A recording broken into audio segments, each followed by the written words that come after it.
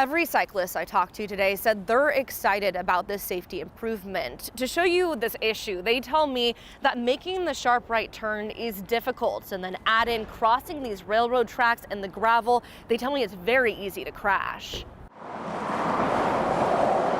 Right under the Ballard Bridge. Came across those tracks and didn't make it to the other side. This portion of the Burke-Gilman Trail is known as a dangerous yet necessary route for bicyclists. I've lost full extension in my right elbow. Jason Justice is one of the first injured cyclists to join the Missing Link lawsuit against the city.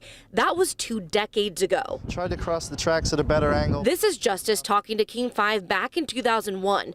Now, 22 years later, the Seattle City Council is hoping to make this section safer by paving over the railroad tracks. It's frustrating that, we went through all of that and then it's taken 20 years for anything to really happen. And it makes me think of, how many hundreds of accidents have happened in that time that could have been avoided. The city is also required to make safety improvements as mandated in a settlement agreement involving several injured cyclists who sued the city after getting hurt. What was passed yesterday in City Council does not resolve the issue of the missing link, but hopefully it'll make this street reasonably safe for ordinary travel, which is the duty that the city has. Bob Anderton represented Justice and continues to represent injured cyclists today, including a lawsuit filed this month.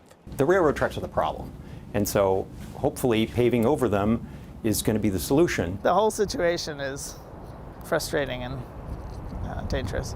Zach Hale knows the 1.4-mile portion of bike path well. Almost every day I ride through here. Hale says this fix is a long time coming. Finally, that's how I feel. Decades for those like Justice, who says he can't comfortably ride anymore because of his injury. The bigger feeling is just disappointment that it took this long because it really shouldn't have taken this long.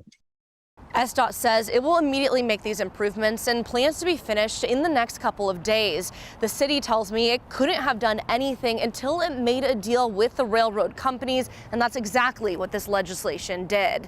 In Seattle, I'm Kristen Goodwillie, King 5 News.